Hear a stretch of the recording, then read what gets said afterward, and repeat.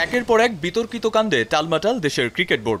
গেল বিপিএল এর ফিক্সিং কেলেঙ্কারি ঢাকতেই ত্রাহি অবস্থা। তার ওপর নারী দলের সাবেক অধিনায়ক জাহানারা আলমের যৌন নিপীড়নের গুরুতর অভিযোগে কোণঠাসা অবস্থায় পড়ে বিসিবি। জাহানারা ইস্যুতে ৩ সদস্যের তদন্ত কমিটি গঠন করলেও আরও কয়েকজন সাবেক নারী ক্রিকেটারও মুখ খুলতে শুরু করায় মাথায় অভিযোগের পাহাড় চেপে বসে বোর্ড কর্মকর্তাদের কাঁধে। ফুটবলার হচ্ছে যদি থ্রো একজনের গায়ে আরেকজন লাগে সে মিথ্যা কথা বলছে আমার থ্রো, তাই না? শুরুটাই খারাপ। এসবের মধ্যেই ক্রিকেট কনফারেন্স আয়োজন করে বিসিবি। সেখানেও তৈরি হয় নতুন বিতর্ক। ফুটবল নিয়ে বেফাঁস মন্তব্য করে বসেন বিসিবি পরিচালক আসিফ আকবর। তৃণমূলে ক্রিকেট আয়োজনে ফুটবলকে বড় বাধা উল্লেখ করা ছাড়াও ফুটবলারদের আচরণ নিয়েও প্রশ্ন তোলেন তিনি, যেটি নিয়ে এরই মধ্যে ফুঁসে উঠেছে গোটা ফুটবলাঙ্গন। বাফুফে ভবনে সাবেক ফুটবলারদের একাট্টা হয়ে প্রতিবাদ জানানোর পর বিকেলে বিসিবি সভাপতি বরাবরও চিঠি পাঠিয়েছেন ফুটবল ফেডারেশনের সভাপতি।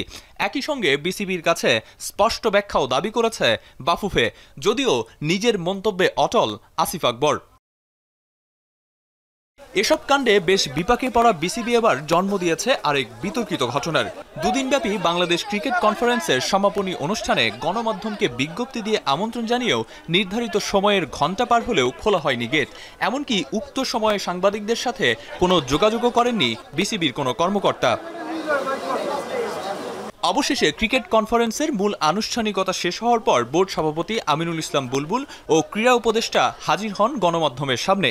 তবে ক্ষুব্ধ গণমাধ্যম কর্মীরা ব্রিফিংয়ে অংশগ্রহণে অস্বীকৃতি জানান। সুরাহা করতে এগিয়ে আসেন ক্রিকেট বোর্ডের পরিচালকরা।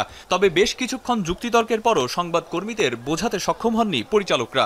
পুরো আয়োজন বর্জন করেই অনুষ্ঠান স্থল ত্যাগ করেন ক্রীড়া সাংবাদিকরা।